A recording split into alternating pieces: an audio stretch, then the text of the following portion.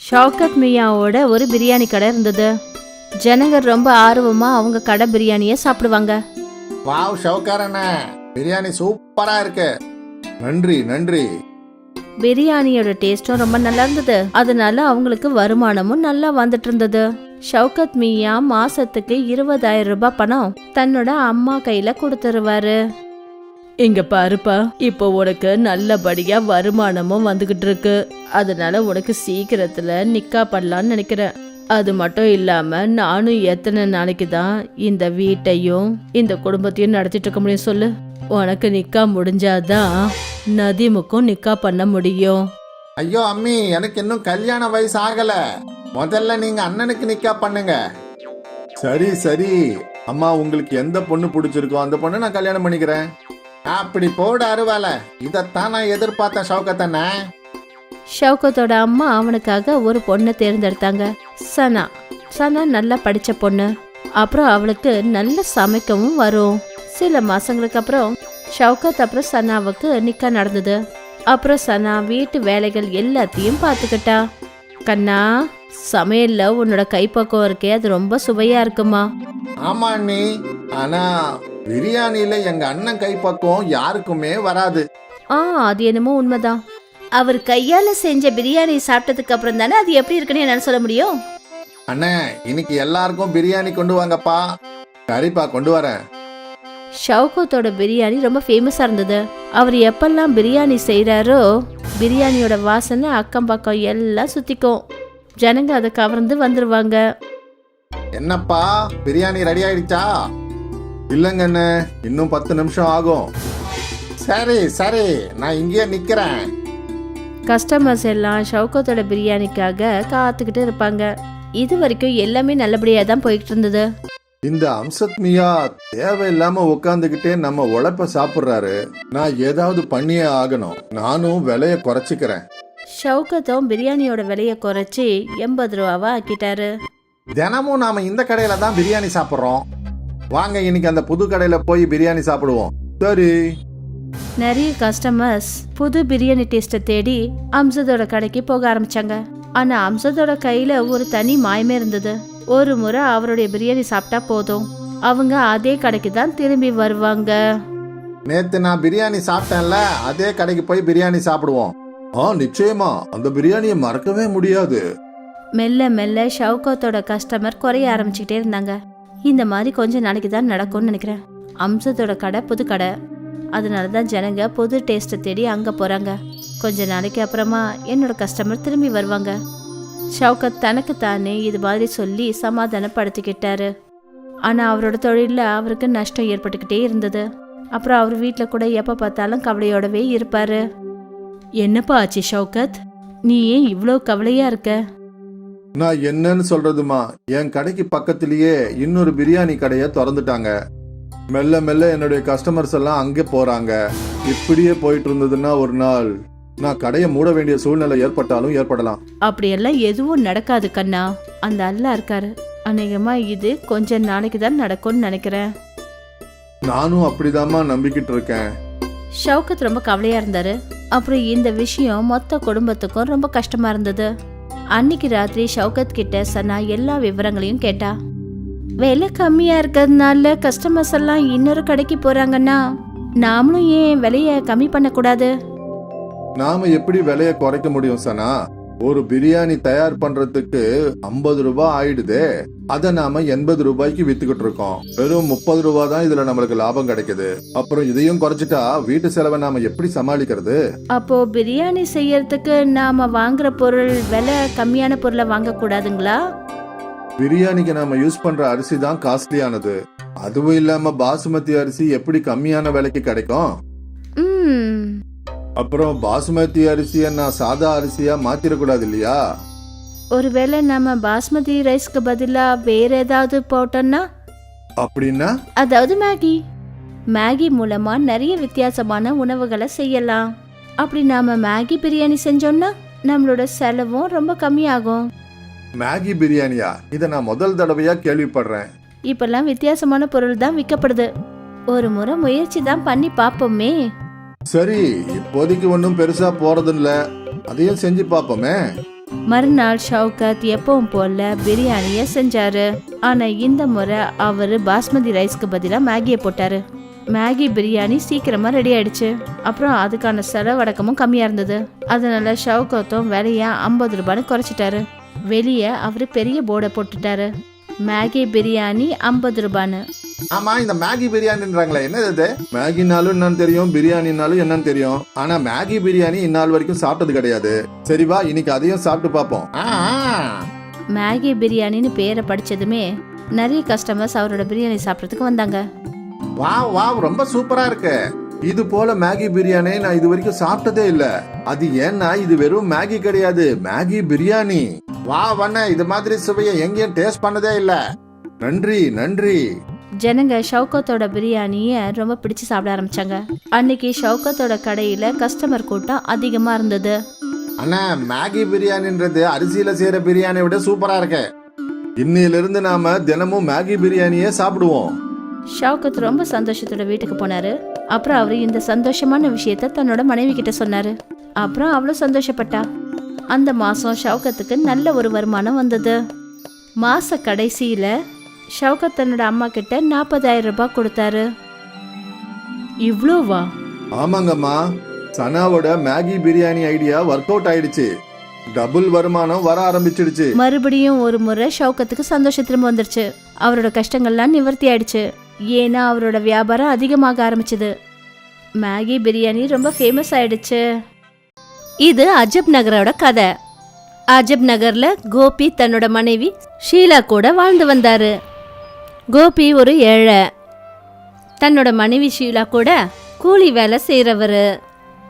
கோபியும் ஷீலாவும் நாள் முழுக்க பாறையில கல் உடைக்கிற வேலையை 2 பேரும் பார்த்துட்டு இருந்தாங்க. அப்புறம் ராத்திரி வீட்டுக்கு வந்து சாப்பிட்டு முடிச்சுட்டு தூங்கிடுவாங்க. ஒரு நாள் கோபியும் ஷீலாவும் பாறைக்கு போயிட்டு இருக்கும்போது அப்ப ஷீலா கோபி கிட்ட என்ன சொன்னான்னா, இன்னைக்கு நான் ரொம்ப பலகீனமா இருக்க மாதிரி தெரியுது. நடக்கிறதுக்கு கூட என்னால முடியல. நைட் ஷிஃப்ட் செய்யறதுனால தான் இப்படி எல்லாம் ஆகுதுன்னு நினைக்கிறேன். கோபியும் ஷீலாவும் பாறைக்கு போனாங்க. அப்புறம் கல் உடைக்க ஆரம்பிச்சாங்க. இப்படி கல் உடைச்சிட்டு இருக்கும் போது ஷீலா திடீர்னு கீழே விழுந்துட்டா. கோபி ஷீலாவை நோக்கி ஓடினான். தண்ணியை கொடுத்து ஷீலாவுக்கு மயக்க தெளிய வச்சான். ஷீலாவுக்கு மயக்கம் தெரிஞ்ச உடனே சூப்பர்வைசர் சொன்னாரு, இங்க பாருப்பா கோபி, இவளை ஹாஸ்பிட்டல் கூட்டிட்டு போ. இந்த பணம். சூப்பர்வைசர் கிட்ட பணத்தை வாங்கிக்கிட்டு கோபி கவர்மெண்ட் ஹாஸ்பிட்டலுக்கு வந்தான்.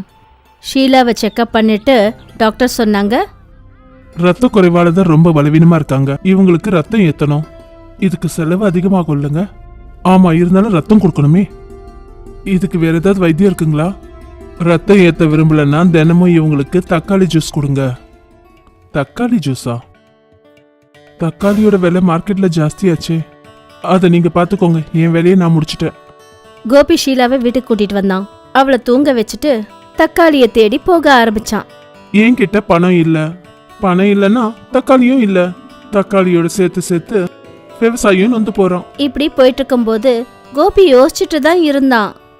அப்பதான் அவனுடைய பார்வை வட்டிக்கடைக்கார வீட்டுக்கிட்ட இருந்த ஒரு குப்பை தொட்டி மேல பட்டுச்சு. குப்பை தொட்டியில ஒரு கெட்டு போன தக்காளி இருந்துச்சு. யார்கிட்டயாவது பிச்சை எடுக்கிறதுக்கு பதிலா தக்காளியில இருக்கிற விதையை எடுத்து விதைச்சு விடலாம். கொஞ்ச நாள் ஆகும் தான், ஆனா நமக்கு சொந்தமான தக்காளி கிடைக்கும்ல. கோபி கெட்டு போன தக்காளியை வீட்டுக்கு எடுத்துட்டு வந்தான். அப்புறம் தக்காளியில இருக்கிற விதைய வீட்டுக்கு எதிரில் போட்டுட்டு தூங்கிட்டான். பாதி ராத்திரி இருக்கும். திடீர்னு பூமியெல்லாம் ஆட ஆரம்பிச்சுது. அப்புறம் கோபி ஷீலாவோட தூக்கம் போயிடுச்சு. என்னங்க, பூகம்பம் வந்துருச்சுன்னு நினைக்கிறேன். பூகம்பெல்லாம் எதுவும் இல்ல, மலையில வெடி வச்சிருப்பாங்க. பேசாம தூங்கு. காலையில ஆயிடுச்சு. கோபி வீட்டை விட்டு வெளியே வந்தான். வெளியே வந்ததுமே அவன் என்ன பார்த்தான்னா, அவன் வீட்டுக்கு எதிர்க்க ஒரு விசாலமான தக்காளி இருந்துச்சு. அது ஏதோ மலை மாதிரி இருந்துச்சு. கோபிக்கு தன்னோட கண்ணையே நம்ப முடியாம போயிடுச்சு. அவன் சத்தம் போட்டு ஷீலாவை கூப்பிட்டான். ஷீலாவும் வெளியே வந்தா. ஷீலா அந்த தக்காளியை பார்த்து அதிர்ச்சியாயி நின்னுட்டா. நேத்து தான் விதைய விதைச்சிங்க, அதுக்குள்ள இவ்ளோ பெரிய தக்காளியா? இப்போ அது புரிஞ்சுதா ஷீலா? நேத்து ராத்திரி பூகம்பமும் வரல, மலையில வெடியும் வெடிக்கல. இந்த தக்காளி பூமியில விழுந்ததுனால தான் அந்த ஆட்டம் ஆடுச்சு. அதுக்குள்ள இந்த விஷயம் அஜம் நகர் பூரா பரவிடுச்சு. அந்த மலை மாதிரி இருக்கிற தக்காளியை பார்க்க ஜனங்க கூட்டமா வந்தாங்க. கோபி கையில கத்திய வச்சு அந்த தக்காளிய வெட்டினான். கையில இருந்த கத்தியே உடைஞ்சிருச்சு. அடேங்கப்பா, இந்த தக்காளி ரொம்ப சக்தி வாய்ந்ததா இருக்கு. இப்போ ஜூஸ் எப்படிங்க எடுக்கிறது? அப்பதான் சூப்பர்வைசர் அந்த இடத்துக்கு வந்தாரு. அந்த தக்காளிய பார்த்ததும் சூப்பர்வைசரும் அதிர்ச்சியாய் நின்னாரு. முதலாளி, இன்னைக்கு எங்களால வேலைக்கு வர முடியாது. நாங்க இந்த தக்காளி இருந்து ஜூஸ் எடுக்கணும். இங்க பாரு கோபி, நான் ஷீலாவோட நிலைமையை விசாரிக்க தான் இங்க வந்தேன். ஆனா இந்த தக்காளியை பார்த்ததும் என் நிலைமையே ரொம்ப மோசமாயிடுச்சுப்பா. நீ தக்காளி ஜூஸ் எடுத்தியா இல்லையா? எப்படி எடுக்கிறது முதலாளி? இந்த தக்காளி ரொம்ப ஸ்ட்ராங்கா இருக்கிறதுனால கத்தி கூட வேலை செய்ய மாட்டேங்குது. கத்தியை வச்சு ஒன்றும் பண்ண முடியாது. நான் நம்ம பாறையில இருந்து tankers, machines, borewell, water pump எடுத்துட்டு வரேன். போர்வெல் மெஷினை வச்சு இதை நம்ம ட்ரில் பண்ணுவோம். அப்புறம் வாட்டர் பம்ப் மூலமா ஜூஸ் எல்லாத்தையும் டேங்கர்ல நிரப்புவோம். அதுக்கப்புறம் என்ன, சூப்பர்வைசர் உடனே போனை போட்டாரு. அங்க எல்லா சாமானும் வந்துடுச்சு. போர்வெல் மெஷினை தக்காளியில செலுத்தினாங்க. அப்புறம் தக்காளிய ட்ரில் பண்ணாங்க. அப்புறம் தக்காளியில இருந்த ஹோல்ல வாட்டர் பம்பை போட்டாங்க. அப்புறம் பைப்பை டேங்கர்ல போட்டுட்டாங்க. பம்பை ஸ்டார்ட் பண்ணதும் தக்காளியில இருந்த எல்லா ஜூஸும் டேங்கர்ஸ்ல கொட்ட ஆரம்பிச்சுது. பார்த்துட்டு இருக்கும்போதே 20 டேங்கர்ஸ் ஃபுல் ஆயிடுச்சு. அப்புறம் தக்காளி சுருங்கி போய் மண்ணுல உட்காந்துடுச்சு. 20 டேங்கர் ஜூஸ் எடுத்துருக்கோம் கோபி. இத கேட்டு கோபி அதிர்ந்து போயிட்டாரு.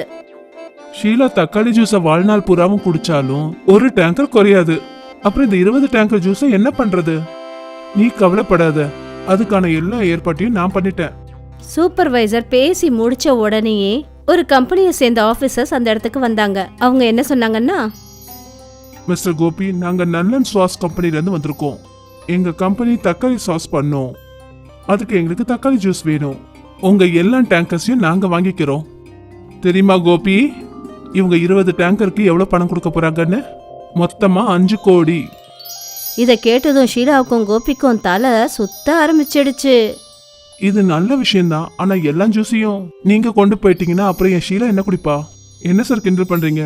உங்களுக்கு எவ்வளவு ஜூஸ் வேணுமோ நீங்க வச்சுக்கோங்க. இந்தாங்க, முதல்ல இந்த 5 கோடி ரூபாய் செக்கை வாங்கிக்கோங்க. இப்படி சொல்லிட்டு ஆபீசர்ஸ் ஷீலா அப்புறம் கோபி கையில 5 கோடி ரூபாய்க்கான செக்கை கொடுத்தாங்க.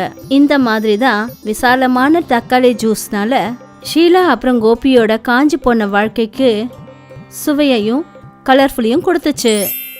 ரகு ஒரு சர்க்கஸ் பண்றவரு. கிராமம் கிராமமா போய் சர்க்கஸ் பண்றது அவரோட வழக்கம். அவனோட மனைவி ரஞ்சனா, அவனோட 10 வயசு பையன் பீனுவும் அவரோட சேர்ந்து சர்க்கஸ் பண்ணுவான். அதை வச்சு அவங்க குடும்பத்தை நடத்தினாங்க. ஒரு சாயந்தரம் சர்க்கஸை முடிச்சிட்டு ரகுவோட ஃபேமிலி அவங்க சாமான எல்லாத்தையும் மூட்டை கட்டிக்கிட்டு அடுத்த கிராமத்தை நோக்கி போனாங்க. அப்பா, நாம எங்க போறோம்? தெரியலப்பா, போய்கிட்டே இருப்போம். முதல்ல எந்த கிராமம் வருதோ அந்த கிராமத்திலே ஒரு வாரம் டேரா போடுவோம். அங்கேயே சாப்பிடுவோம், அங்கேயே இருப்போம். நடந்து நடந்து ரொம்ப ராத்திரி ஆயிடுச்சு. ஆனா எந்த ஒரு கிராமமும் வரல. 3 பேரும் காட்டு வழியா போய் கடைசியில அங்க இருந்த ஒரு நதிக்கரைக்கு போய் சேர்ந்தாங்க. என்னங்க, இந்த நதி நம்ம போற வழிக்கு தடங்களா இருக்கே. இரு, இங்க நிச்சயமா ஏதாவது போட் கிடைக்கும். அது மூலமா இந்த நதியை தாண்டி போலாம். இப்படி சொல்லிட்டு ரகு அங்க ஏதாவது போட்டு கிடைக்குமான்னு தேடினாரு. ஆனா அவருக்கு எந்த ஒரு போட்டும் கிடைக்கல.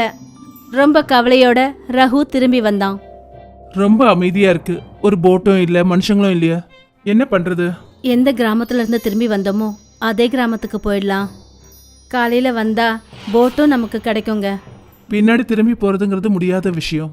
பேசாம இந்த நதிக்கரைக்கிட்டே இருப்போம். சாப்பிட்டு இங்க தூங்குவோம். விடிஞ்சதும் இங்க இருந்து கிளம்பி போலாம். சரி, நீங்க விறகு ஏதாவது போய் கிடைக்குதான்னு பாருங்க. நான் சாப்பாட்டுக்கான ஏற்பாடுகளை பண்றேன். விறகு எடுக்கிறதுக்காக ரகு அங்கிருந்து போனான். பீமு நதிக்கரையில விளையாடிட்டு இருந்தான்.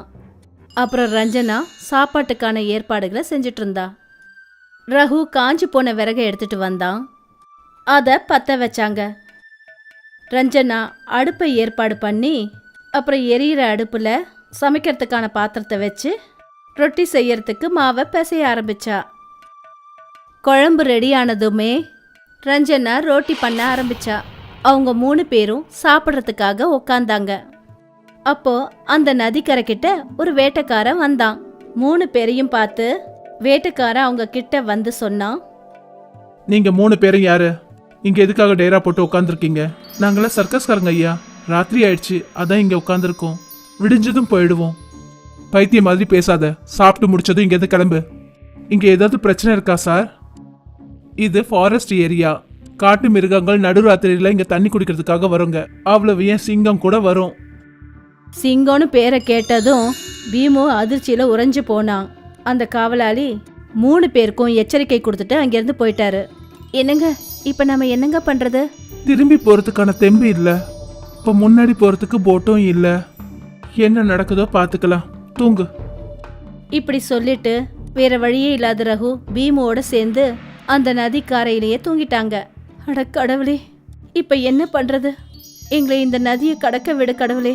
அப்போ திடீர்னு ரஞ்சனாவோட பார்வை மீதி இருந்த மாவு மேல பட்டுச்சு. இப்ப அவளோட மைண்ட்ல ஒரு ஐடியா வந்துச்சு. அந்த மாவை எடுத்து ரஞ்சனா ஒரு ரொட்டியை திரட்ட ஆரம்பிச்சா. ரஞ்சனா அந்த ரொட்டியை தட்டிக்கிட்டே இருந்தா திரட்டி அவ ஒரு விசாலமான ரொட்டியை பண்ணிட்டா. இப்ப இந்த ரொட்டிய நான் நெருப்புல வேக வைக்க போறேன். ரஞ்சனா அந்த விசாலமான ரொட்டியை எடுத்தா, அத நெருப்புல போட்டா. கொஞ்ச நேரத்துல அந்த ரொட்டியும் வெந்து தயாராயிடுச்சு. பாதி வேலை முடிஞ்சது. இன்னும் பாதி வேலை தான் பாக்கி இருக்கு. ரஞ்சனா அந்த ரொட்டிய போட் மாதிரி மாத்துறதுக்கு முயற்சி பண்ணா. ரொம்ப மன உறுதியோட அவளோட வேலையை செஞ்சுட்டு இருந்தா. அப்புறம் ரஞ்சனா அந்த ரொட்டியால ஒரு போட்டை தயார் பண்ணினா. போட் ரெடி ஆயிடுச்சு. இப்ப மொத்த குடும்பமும் சாமானும் நதியை தாண்டி அந்த பக்கம் போயிடலாம். அதுக்கப்புறம் என்ன? ரொம்ப தெம்போட ரஞ்சனா ரகுவுக்கும் பீமுவுக்கும் குரல் கொடுத்தா. என்னங்க எழுந்துருங்க, பீமு எழுந்துருப்பா, கிளம்புங்க, சாமானெல்லாம் பேக் பண்ணுங்க, நாம நதியை தாண்டி அந்த பக்கம் போகணும்.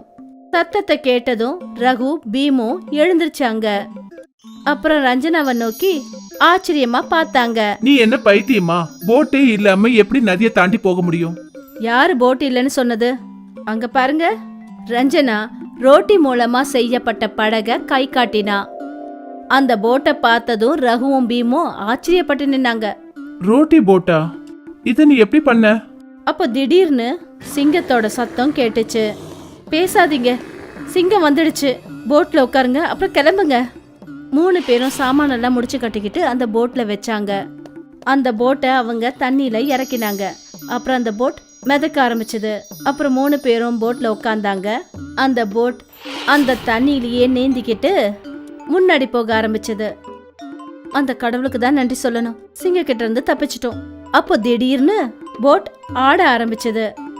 ரகு போட்டுக்கு கீழே பார்த்த போது மீனுங்கெல்லாம் ரொட்டியை கடிச்சுக்கிட்டு இருந்ததுங்க. சிங்கத்துக்கிட்ட இருந்து தப்பிச்சிட்டோம். ஆனா இந்த மீனுங்க கிட்ட இருந்து எப்படி தப்பிக்கிறது? மீனுங்க கீழே இருந்து போட்டு சாப்பிடுதுங்க. அட கடவுளே, இதை நான் யோசிக்கவே இல்லையே. ஆழமான தண்ணி, நாம முழுகிடுவோமே. அப்போ பீமு சொன்னா, அம்மா அப்பா பயப்படாதீங்க, தைரியமா இருங்க. மீதி இருந்த ரொட்டி கொண்டு வந்தீங்கல்ல, அதை வச்சு என்ன பண்ணுறது கண்ணா? நம்ம அந்த ரொட்டியை சின்ன சின்ன துண்டுகளா போடுவோம், மீன்களோட திசைகளை திருப்புவோம். ஆமா, பீமு சொல்றது சரிதான். அப்புறம் என்ன? உடனே ரஞ்சனா மீதி இருந்த ரொட்டி எல்லாத்தையும் எடுத்தா. அவங்க 3 பேரும் சேர்ந்து ரொட்டி துண்டுகளை தண்ணியில வீசிட்டு இருந்தாங்க. ரொட்டியோட துண்டுகளை பார்த்ததும் மீனுங்க அந்த போட்டை விட்டுட்டு தண்ணிக்குள்ள நிறைஞ்சதுங்க. அப்புறம் ரொட்டி துண்டை சாப்பிட்டுச்சுங்க. இந்த மாதிரி தான் 3 பேரும் ரொட்டி துண்டுகளை தண்ணியில வீசினாங்க. அப்புறம் வேகமா முன்னாடி போய்கிட்டு இருந்தாங்க. இந்த மாதிரியே பகலாயிடுச்சு. 3 பேரும் அந்த ரொட்டி போட்டோட சேர்ந்து நதியோட இன்னொரு கரைக்கு நல்லபடியா வந்து சேர்ந்தாங்க. முக்கத்துக்கு பனைமர தோப்பு இருந்தது. அவரு பனைமரத்துல ஏறி பனங்காய்களை பறிச்சு போடுவாரு. அப்புறம் இந்த பனங்காய்களை கொண்டு போய் வியாபாரி கிட்ட விற்பாரு, பணத்தை வாங்கிட்டு வருவாரு. இங்க பாருங்க தம்பி, பணம் நுங்கு நிறைய கொடுக்கறதுக்கு பாருங்க. மார்க்கெட்ல பணம் நுங்குக்கு டிமாண்ட் அதிகமாயிடுச்சு. சரிங்க சார், நாளையில இருந்து நிறைய பணம் நுங்கு கொடுக்கறதுக்கு முயற்சி பண்றேன். சரிப்பா. முக்குந்துக்கும் மயூரிக்கும் ஒரே ஒரு பொண்ணு பேரு மீனா. மீனா, நீ எங்க இருக்க? இவ்வளவு நேரம் இங்கதான் இருந்தா.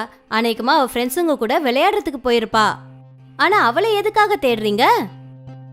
அவ பணம் நுங்கு சாப்பிடணும்னு சொன்னா, அதனால அவளுக்காக பணம் நுங்கு கொஞ்சம் வெட்டி எடுத்துட்டு வந்திருக்கிறேன் பாரு.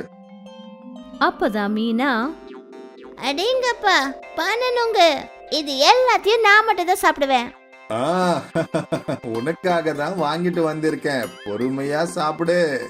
மழை காலமோ இல்ல வெயில் காலமோ முகுந்த் எந்த ஒரு சமயத்திலையும் பனை மரத்துல ஏறுவாரு.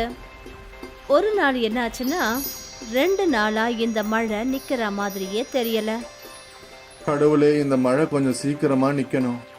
நீங்க மரத்துல ஏறும்போது ஜாக்கிரதையா ஏறுங்க. மரம்லாம் ஈரமாவே இருக்கும். ஜாக்கிரதையா தான் ஏறுறேன். நான் மரம் ஏறத்துக்கு கத்துக்குட்டியா என்ன? நீங்க உறுதியானவர் தெரியும். இருந்தாலும் நீங்க ஜாக்கிரதையா இருங்க. சரிங்க மனைவி மேடம், நீங்க கவலைப்படாதீங்க. நான் இதோ போயிட்டு இதோ வந்துடுவேன். சரிங்க. முகுந்த் பனை மரத்து மேல ஏறிட்டாரு. அவர் ரொம்ப ஜாக்கிரதையா ஒவ்வொரு பனங்காயா வெட்டிக்கிட்டு இருந்தாரு. கொஞ்ச நேரம் ஆயிடுச்சு. அப்பதான் திடீர்னு மீனா அந்த இடத்துக்கு வந்தா. அப்பா! மீனாவோட குரலை கேட்டுட்டு முகுந்தோட கவனம் சிதறிடுச்சு. அப்புறம் அவரு மரத்துல இருந்து வழுக்கி நேரா கீழே விழுந்துட்டாரு. அப்பா! மீனா உடனே அங்கிருந்த கிராமத்து ஜனங்களுக்கு குரல் கொடுத்தா. எல்லாரும் அங்கிருந்து ஓடி வந்தாங்க. மாமா! அப்பா கீழே விழுந்துட்டாரு. கிராமத்து ஜனங்கள்லாம் அங்க ஒண்ணு கூடி வந்தாங்க. முகுந்துக்கு ஆபரேஷனும் பண்ணாங்க. ஆனா அவரால் எப்பவுமே அவரோட காலில் நிக்கவே முடியாம போயிடுச்சு. இப்ப என்ன பண்றது? இனிமே என் குடும்பத்தை நான் எப்படி நடத்துவேன் தெரியலையே. நீங்க கவலைய விடுங்க. நிச்சயமா ஏதாவது பண்ணிக்கலாம். அந்த கடவுள் நமக்கு கஷ்டத்தை கொடுத்திருக்காருன்னா நிச்சயமா ஒரு நல்ல வழியையும் காட்டுவாரு. ஆனா எப்படி? நான் இப்ப ஊனமாயிட்டனே. இதுக்கு பதிலா அந்த கடவுள் என்ன கொன்னே இருக்கலாமே. அந்த மாதிரி எல்லாம் சொல்லாதீங்க. நீங்க தான் எங்களோட வாழ்க்கையே. முகுந்தும் மயூரியும் ரொம்ப வேதனையில இருந்தாங்க. இனிமே அவங்களோட எதிர்காலம் எப்படி இருக்குமோன்னு நினைச்சாங்க. கொஞ்ச நாளைக்கு அப்புறம் முகுந்த வீட்டுக்கு கூட்டிட்டு வந்தாங்க. முகுந்தும் மயூரியும் சேர்த்து வச்ச பணம் எல்லாமே முகுந்தோட ட்ரீட்மெண்ட்டுக்கே செலவாயிடுச்சு. நான் போய் எங்கேயாவது வேலை தேடுறேன். நீ வேலைக்கு போறியா? அப்ப வீட்டு வேலை எல்லாம் தனியா எப்படி பாத்துக்குவ? நான் ஏதாவது செய்யறேங்க. நிச்சயமா ஏதாவது ஒரு வேலை இருக்கும். இந்த நிலைமையில கூட என்னால செய்ய முடியும். இல்ல நீங்க ஓய்வெடுங்க. இல்ல மயூரி, நான் உனக்கு என்னைக்கும் சுமையா இருக்க மாட்டேன். இந்த நிலைமையில உங்களால என்ன செய்ய முடியும்? நிச்சயமா ஏதாவது இருக்கும். மறுநாள்ல இருந்து மயூரி வேலை தேடி அலைய ஆரம்பிச்சா. அவ நிறைய கடைகள் அப்புறம் கம்பெனி எல்லாம் ஏறி இறங்கிட்டா. ஆனா அவளுக்கு எங்கேயுமே ஒரு வேலை கூட கிடைக்கல. எனக்கு எந்த ஒரு வேலையும் கிடைக்கலங்க. பேசாம ஏதாவது தொழில் செய்யலான்னு யோசிக்கிறேன். ஆனா என்ன தொழிலு?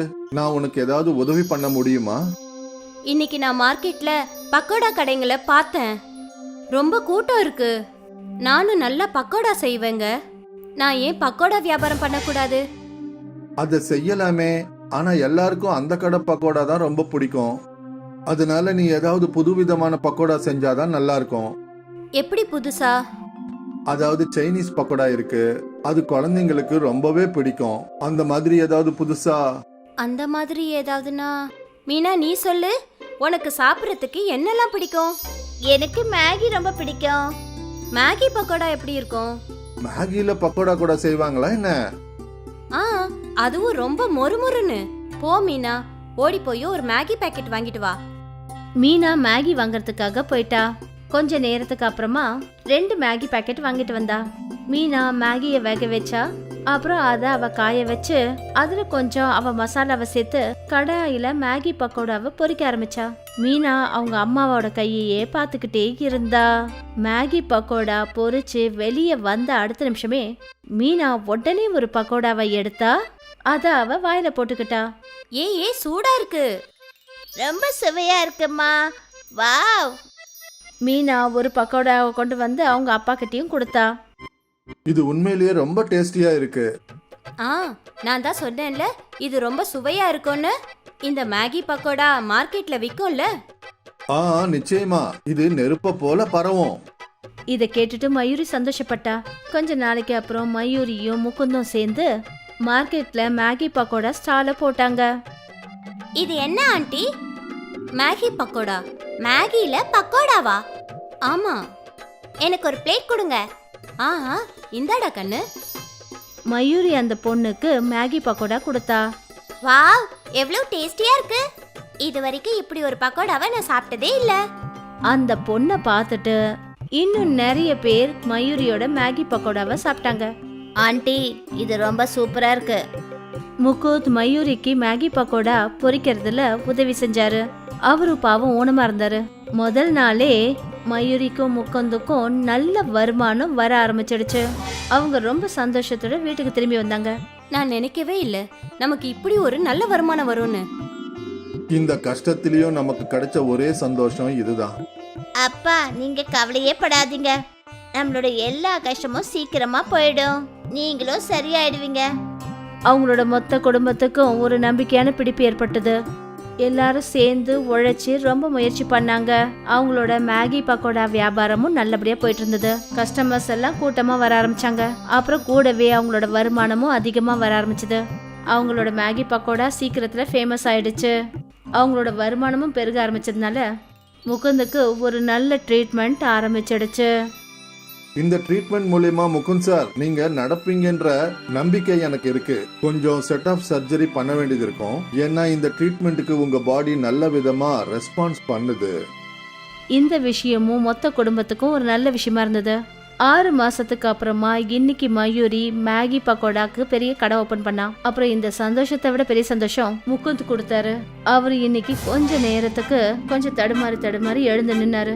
இதுல இருந்து என்ன தெரியுதுன்னா, இன்னும் கூடிய சீக்கிரத்துல தன்னோட காலில் எழுந்து நிப்பாருன்னு தோணுது. அப்புறம் இதெல்லாம் அவங்களுடைய மேகி பக்கோடாவோட அற்புதத்தால நடந்தது.